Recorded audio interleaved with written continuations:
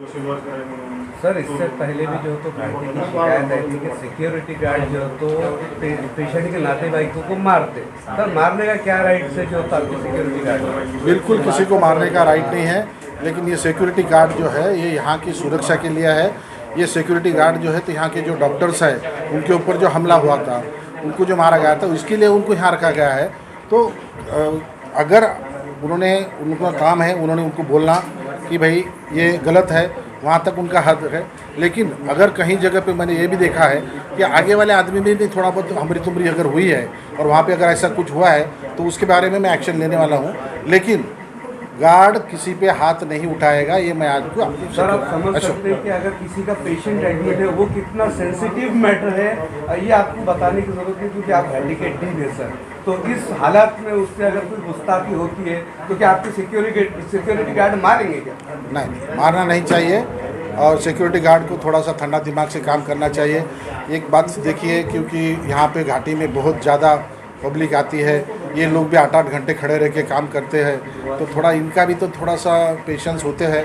ये कोई ज़्यादा ट्रेंड नहीं है कि ये इनको कोई काउंसलिंग नहीं है कि ये पेशेंस नहीं है, तो थोड़ा बहुत इधर उधर हो जाता है। उसके बारे में मैंने उनको सख्त ताकीद दिया है कि इसके बाद कोई भी हाँ ठीक है, कोई अगर गलत है तो उसको कायदे कानून से जो है उसके ऊपर एफआईआर दाखिल करो, पुलिस स्टेशन के हवाले करो। लेकिन मारने के बारे में मैंने उनको अभी सख्त ताकीद दिया, ऐसा कुछ नहीं।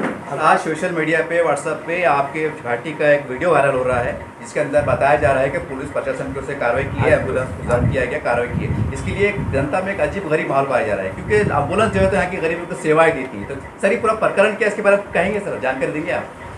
एम्बुलेंस के ऊपर कार्रवाई होने की वजह यह है कि यहाँ पर जो एम्बुलेंसेस जो लगाए जाते थे, ये हमने पहले से जिस दिन से आए वहाँ से बता रहे थे, क्योंकि कैजुअल्टी के सामने मेडिकल कॉलेज के नॉर्म्स के हिसाब से ऐसा होता है कि जब मास कैजुअल्टी आती है तब यहाँ पे गाड़ियाँ 10-15 गाड़ियाँ एक साथ आती है, तो इनकी मूवमेंट फास्ट होनी चाहिए।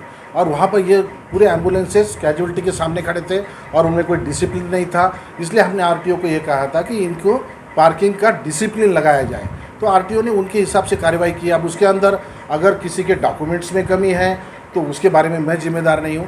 और आरटीओ ने अगर उनको बोला है कि पार्किंग, क्योंकि आरटीओ जो है तो ये सेपरेट एजेंसी है, ये हमारे मेडिकल कॉलेज से मेरा कोई लेना देना नहीं है। हमने उनको अब देखो, जब कुछ काम होता है, गलत काम होता है, मैं पुलिस को लिखता हूँ। महानगर पालिका का कद काम है, महानगर पालिका को लिखता हूँ। आरटीओ का काम था, मैंने आरटीओ को लिखा। आरटीओ ने उनकी एक्शन की है और उसका समर्थन क्या है वो आरटीओ आपको बोलेंगे। फिर भी मैं जितना हो सके उनको बताया है कि ये इसके बारे में थोड़ा सा माइल्ड स्टैंड लेना चाहिए।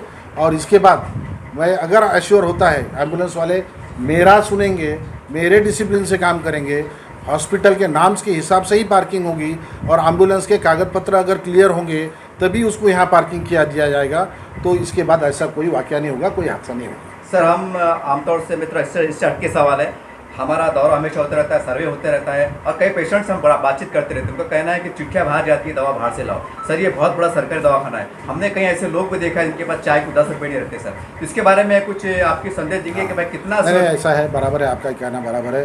देखो ये सरकारी अस्पताल है, अब दवाइयाँ कितनी प्रकार की हैं, हज़ारों प्रकार की दवाइयाँ हैं। अब कोई डॉक्टर देखा था, हमने तो वैसा जो बेसिक दवाई होती है, जेनरिक मेडिसिन, ये सब हमने अवेलेबल करके रखा है। लेकिन कोई डॉक्टर मैंने देखा है कुछ चिट्ठी बाहर लिखी जा रही है और मैंने सख्त ताकीद दिया गया है, और जिसके नाम की अगर चिट्ठी मिलेगी उसका उस दिन का पगार काटा जाता है वो डॉक्टर का।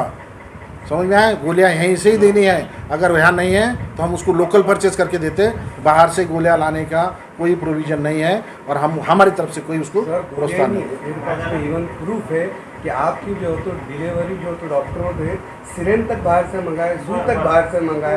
ये छोटी छोटी बात है सर।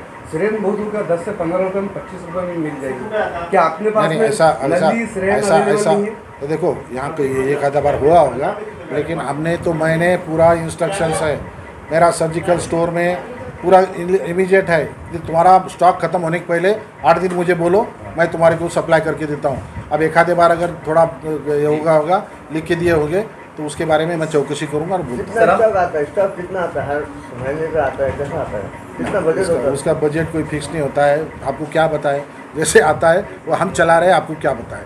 जहाँ 1000 बेड में सैंक्शन है वहाँ 2000 बेड चला रहे हैं साहब। है थोड़ा सी तकलीफ है, दवाइयाँ इतनी मुबलक नहीं है जितनी चाहिए, समझ में आए।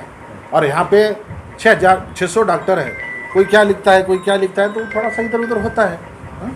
एक ही कंपनी की एक ही प्रकार की दवा एक ही जैसे होती है, अब उसमें अलग अलग नाम होते हैं, तो कोई डॉक्टर लिख देता है, लेकिन हम चिट्ठी को नहीं अलाउड करते।